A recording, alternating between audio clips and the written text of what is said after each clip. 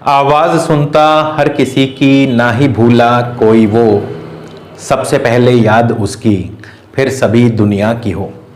जय श्री राम, जय हिंद, जय भारत। दोस्तों, स्वागत है आप सबका एक बार फिर से आपके अपने चैनल स्काई स्पीक्स पर। तो आज हम बात करेंगे कुंभ लगन के बारे में। कुंभ लगन के लिए साल 2024 बहुत खास रहने वाला है। साल 2024 दोस्तों आपके लिए गोल्डन ईयर यानी स्वर्णिम वर्ष साबित होने वाला है। इस साल शनि देव की पूरी कृपा आप पर बरसने वाली है। शनि देव निसंदेह दोनों हाथों से आप पर धन लुटाने वाले हैं, आपको मालामाल करने वाले हैं। और ये कैसे संभव होगा अभी थोड़ी देर में आप जान जाएंगे, तो कहीं भी जाइएगा मत दोस्तों, वीडियो को शुरू से लेकर अंत तक जरूर देखिएगा। अगर आप हमारे चैनल पर नए हैं तो कृपया चैनल को सब्सक्राइब कर लें, बेल आइकन वाला बटन जरूर दबाएं ताकि हमारा कोई भी नया वीडियो मिस ना हो। पर्सनल कंसल्टेशन के लिए दोस्तों स्क्रीन पर व्हाट्सएप नंबर दिया है, आप इस नंबर पर व्हाट्सएप के माध्यम से हमें अपना जन्म विवरण यानी कि आपका नाम, आपकी जन्म तिथि, जन्म समय, जन्म स्थान, आपका प्रश्न, आपकी समस्या लिख करके भेजें। आपको घर बैठे ही फोन कॉल या वीडियो कॉल के माध्यम से पूरा मार्गदर्शन मिलेगा, उपाय व समाधान भी बताए जाएंगे, मगर शुल्क लागू रहेंगे। तो आगे बढ़ते हैं। आज का ये गोचर केवल और केवल आपकी लगन राशि पर आधारित है, तो कृपया इसे केवल लगन राशि से ही देखिए। यानी जिनका भी जन्म कुंभ लगन में हुआ है उनके लिए ही ये गोचर है, तो इसको अपने लगन से देखने का प्रयास करें। दोस्तों, ज्योतिष की थोड़ी सी मूलभूत जानकारी भी होना जरूरी है। तो जैसे वार्षिक फलादेश की जब हम बात करते हैं, जब पूरे वर्ष के गोचर की हम बात करते हैं, तो उसमें मेजर प्लैनेट्स का जो रोल है वो अहम हो जाता है।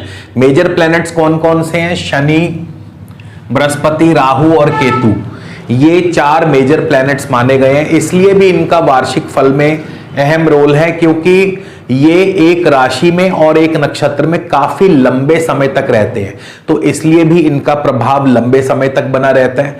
जो माइनर प्लैनेट्स हैं उनमें बुध, शुक्र, चंद्र, मंगल, सूर्य आते हैं, और वो क्योंकि एक राशि नक्षत्र में बहुत कम समय तक रहते हैं, तो उनका जो प्रभाव है वो ज्यादातर मासिक फलादेश में ज्यादा महत्वपूर्ण रहता है। तो आज हम केवल इन्हीं चार ग्रहों पर चर्चा करेंगे वार्षिक फलादेश में। शनि, गुरु, राहु और केतु, इन पर हम चर्चा करेंगे। सबसे पहले हम शुरुआत करेंगे राहु से। राहु से इसलिए भी शुरुआत करेंगे क्योंकि राहु को समझने के बाद शनि का फल समझना आसान हो जाएगा। वो इसलिए क्योंकि शनि जो है राहु के नक्षत्र में गोचर कर रहे हैं। तो सबसे पहले राहु और केतु के बारे में एक छोटा सा नियम जो है वो ये कि राहु और केतु जिस राशि में हो उसका फल देंगे, जिसके नक्षत्र में हो उसका फल देंगे, जिसके साथ युति करें उसका फल देंगे, और जिसकी दृष्टि में हो उसका फल देंगे। इसीलिए इन्हें छाया ग्रह कहा जाता है। तो जैसी इन पर जिस ग्रह की भी छाया पड़ेगी इनकी माया वैसी ही हो जाएगी। राहु और केतु वैसी ही माया आपको दिखाएंगे, इसीलिए छाया ग्रह कहा गया है। राहु बैठे मीन राशि में। मीन राशि कौन है? गुरु की राशि है मीन राशि, गुरु इसके स्वामी हैं। और गुरु कुंभ लगन में धनेश भी हैं और लाभेश भी हैं। कुंभ लगन में गुरु का स्थान बहुत महत्वपूर्ण हो जाता है क्योंकि गुरुदेव ही हैं जो आपकी धन संबंधी हर समस्या को दूर करने वाले हैं। देव गुरु बृहस्पति धनेश भी हैं, लाभेश भी हैं, धन और लाभ के स्वामी। और राहु किसकी राशि में है? देव गुरु बृहस्पति की राशि में। और जैसा मैंने बताया था कि राहु जिसकी राशि में हो वैसा ही फल देंगे। अब गोचर में तो गुरु आपके तृतीय भाव में चल रहे हैं, लेकिन यहां पे ये बात भी ध्यान रखना जरूरी है कि गुरु आपकी अपनी कुंडली में कैसे हैं। यकीन मानिए, अगर गुरु आपकी अपनी कुंडली में धन या लाभ स्थान में ही बैठे हों या फिर अपनी उच्च राशि में बैठे हों, यानी दूसरे, छठे या 11वें भाव में अगर आपके गुरु विराजमान हों धन या लाभ में, या अपनी उच्च राशि कर्क में बैठे हों, तो फिर इसमें बिल्कुल भी संदेह मत कीजिएगा कि गुरु बहुत ही शुभ फल देंगे राहु के माध्यम से।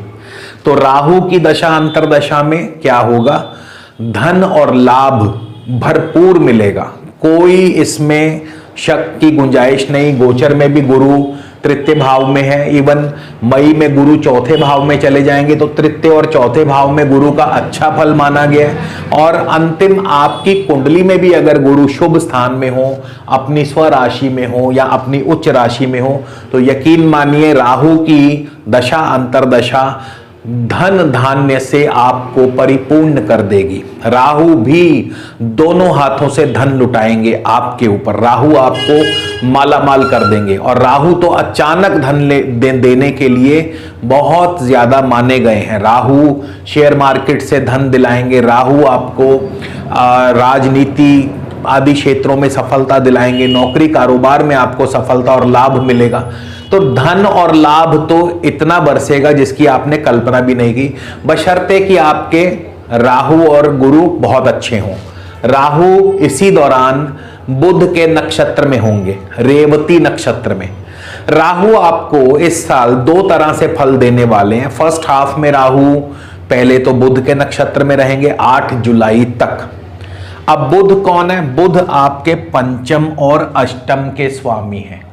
देखिए यहां पे ध्यान दीजिए, राहु गुरु की राशि में है, धन और लाभ, धनेश और लाभेश गुरु की राशि में है।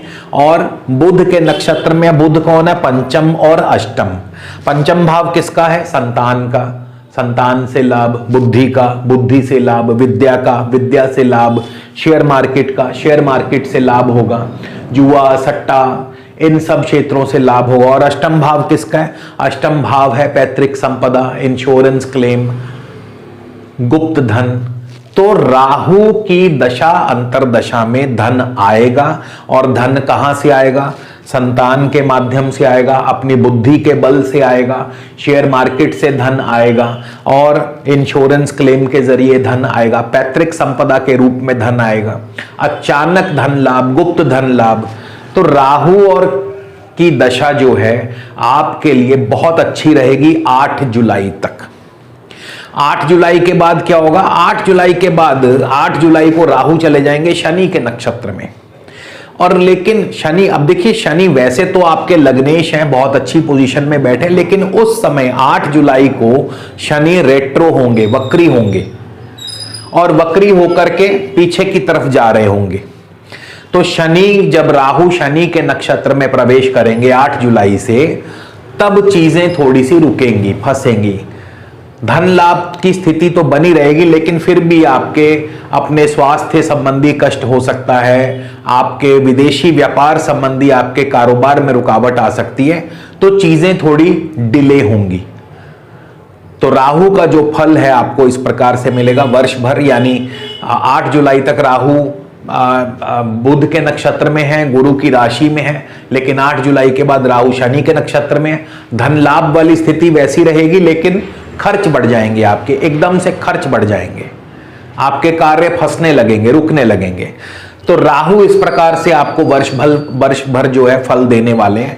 अब हम बात करेंगे शनि की। शनिदेव आपके बैठे हैं प्रथम भाव में, और शनिदेव अपनी राशि में है, केंद्र में है, त्रिकोण में है। प्रथम भाव लगन भाव को केंद्र भी माना गया है और त्रिकोण भी माना गया है, तो इसलिए इस लिहाज से प्रथम भाव और भी अधिक शुभ फल देने वाला मन जाता है। तो शनि आपके केंद्र में भी हैं, त्रिकोण में भी हैं, अपनी राशि में है, यानी शश नामक पंच महापुरुष योग बना रहे हैं।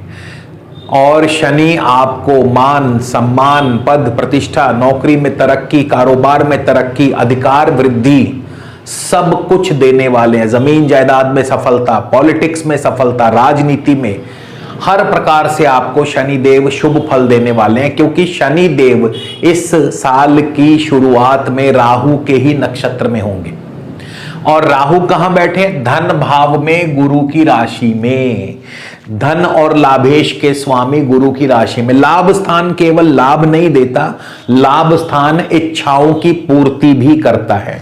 11th हाउस जो है फुलफिलमेंट ऑफ डिजायर्स, इच्छा पूर्ति करने वाला भाव माना गया। तो राहु और शनि की दशा अंतरदशा आपके लिए हर प्रकार की इच्छा पूर्ण करने वाली है, बशर्ते इनकी पोजीशन आपकी कुंडली में भी अच्छी होनी चाहिए। अगर कुंडली में भी अच्छी है तो सोने पर सुहागा, अगर कुंडली में अच्छी नहीं है तो फिर उतना बढ़िया रिजल्ट गोचर नहीं दे पाएगा। तो अंतिम निर्णय हमेशा आपकी कुंडली करेगी, इस बात को कभी मत भूलिएगा। बहुत लोगों के कमेंट आते हैं, जी आपने तो इतना बढ़िया गोचर बताया, राशि से भी लगन से भी, हमें तो कुछ मिला नहीं, हमारे साथ तो ऐसा ही चल रहा है, हमारी तो मतलब बहुत अजीब अजीब। अरे भाई, अपनी कुंडली भी चेक कर लो, क्योंकि आपकी कुंडली आपके कर्म को दर्शाती है। अगर कर्म अच्छे होंगे तो आपका जन्म भी शुभ ग्रहों की स्थिति में होगा, अगर आपके कर्म अच्छे नहीं होंगे तो आपका जन्म अशुभ ग्रहों की स्थिति में होगा। तो आपने पूर्व जन्म में कैसे कर्म किए थे और इस जन्म में किन ग्रहों की स्थिति में आपका जन्म हुआ है, यह दर्शाती है आपकी कुंडली। तो रोने से, पीटने से, छाती पीटने से कुछ नहीं होने वाला, कितना भी अच्छा गोचर क्यों ना हो, अगर आपकी कुंडली में ग्रहों की स्थिति अच्छी नहीं है तो यह सब व्यर्थ चला जाएगा। और अगर आपकी कुंडली में ग्रहों की स्थिति अच्छी है, यानी आपने अच्छे कर्म किए हैं, अच्छे कर्म करेंगे तो जाहिर सी बात है कि आपका जन्म भी शुभ ग्रहों की स्थिति में ही होगा। बुरे कर्म करेंगे तो अशुभ ग्रहों की स्थिति में होगा। जैसा करोगे कर्म वैसा ही मिलेगा फल, सीधी सी बात है। ये लॉ हमेशा सब पर लागू रहेगा। तो अपनी कुंडली की ग्रह स्थिति भी जांच लीजिए, केवल गोचर को दोष मत दीजिए। तो शनि राहु के नक्षत्र में रहेंगे। अब 6 अप्रैल को शनि देव चले जाएंगे देव गुरु बृहस्पति के नक्षत्र में। 6 अप्रैल को यानी राहु से निकलकर शनिदेव गुरुदेव बृहस्पति की नक्षत्र में जाने वाले। और गुरुदेव तो पहले ही द्वितीय और लाभ के स्वामी है, पहले ही धन देने के लिए तैयार बैठे हैं। यानी शनि राहु के नक्षत्र में हो या गुरु के नक्षत्र में हो, दोनों ही सूरतों में शनिदेव आपको बहुत शुभ फल देंगे, उत्तम धन लाभ देंगे। दोनों हाथों से शनिदेव आपको धन लुटाएंगे, मालामाल कर देंगे। लेकिन अंतिम निर्णय फिर एक बार रिपीट करूंगा, आपकी कुंडली करेगी। अपनी कुंडली भी चेक करवा लो कि आपकी कुंडली में गुरु कहां बैठे हैं, शनि कहां बैठे हैं। अपनी कुंडली भी चेक करवा लिया करो।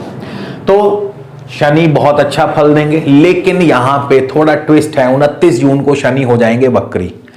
हालांकि ये इतना दिक्कत वाली बात नहीं है, वक्री होने के बाद भी चीजों में कुछ ज्यादा अंतर नहीं आएगा। लेकिन अंतर कब आएगा? 9 अक्टूबर को, जब शनि और गुरु दोनों वक्री होंगे। क्योंकि 9 अक्टूबर को गुरु भी वक्री हो जाएंगे।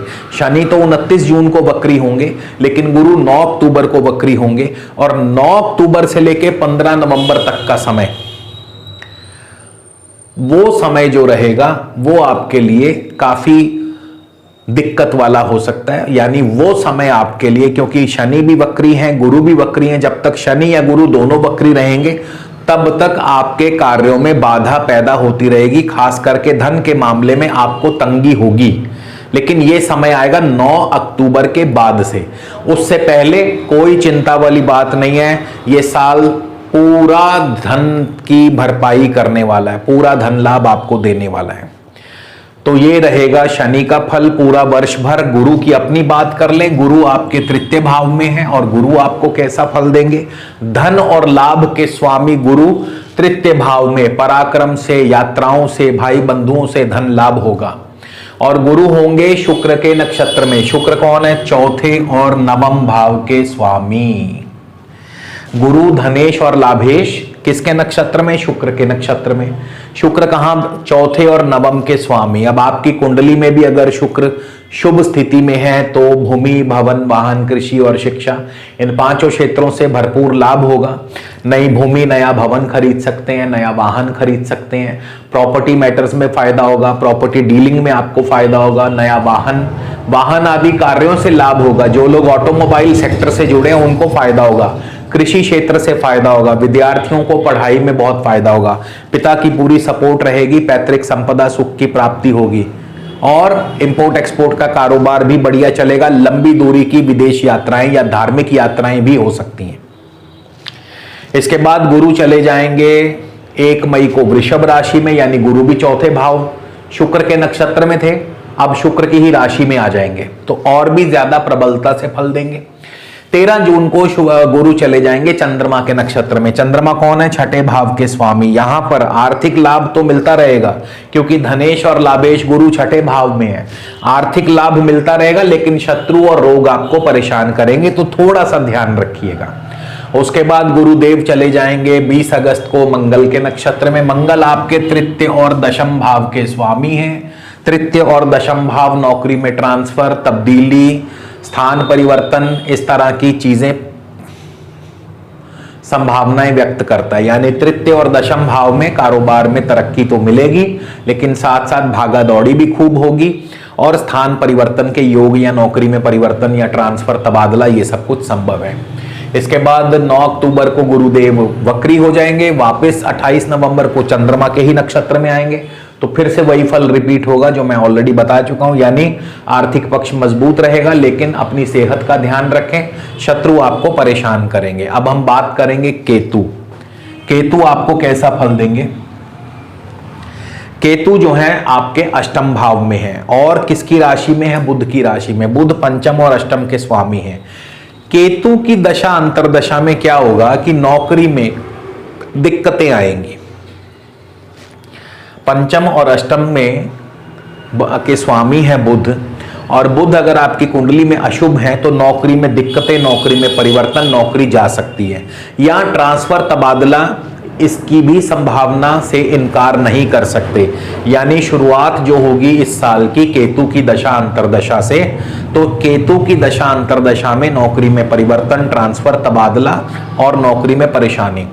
4 मार्च को केतु चले जाएंगे चंद्रमा के नक्षत्र में। चंद्रमा छठे भाव के स्वामी है, ऋण रोग शत्रु पैदा करेंगे, ध्यान रखिएगा। उसके बाद केतु चले जाएंगे 10 नवंबर को सूर्य के नक्षत्र में। सूर्य सप्तमेश है, घर में मांगलिक या वैवाहिक कार्य संपन्न होंगे और व्यापार की वृद्धि भी होगी। इसके अलावा आपको नए ऑर्डर्स, नए प्रोजेक्ट्स भी मिल सकते हैं। तो केतु की दशा अंतरदशा सामान्य रहेगी, न्यूट्रल रहेगी, लेकिन शनि, राहु और गुरु बहुत ही अच्छा फल देने वाले। अब ऐसे में उपाय क्या करने हैं? केतु का उपाय करें, भगवान गणपति जी की पूजा करें, आराधना करें, गणपति जी को लड्डुओं का भोग लगाएं रोजाना, या कम से कम हर संडे के संडे भी लगा सकते हैं, और शनि देव को मजबूत करें। शनि देव के लिए क्या जरूरी है? आप नीलम धारण कर सकते हैं।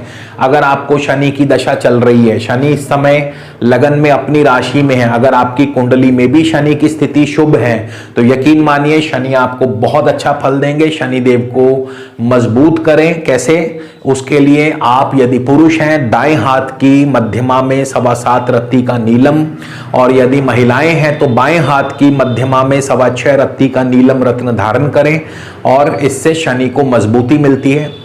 तो ये जो नीलम रत्न है, इसे प्राप्त करने के लिए आप स्क्रीन पर दिए गए नंबर पर भी संपर्क कर सकते हैं। हमारे कार्यालय से आपको घर बैठे ही कोरियर द्वारा 100% जेन्युइन और सर्टिफाइड रत्न प्राप्त होंगे, तो आप कभी भी मंगवा सकते हैं, ऑर्डर दे सकते हैं। इसी के साथ विदा लेता हूं, अगले वीडियो में फिर मिलेंगे। जय श्री राम, जय हिंद, जय भारत।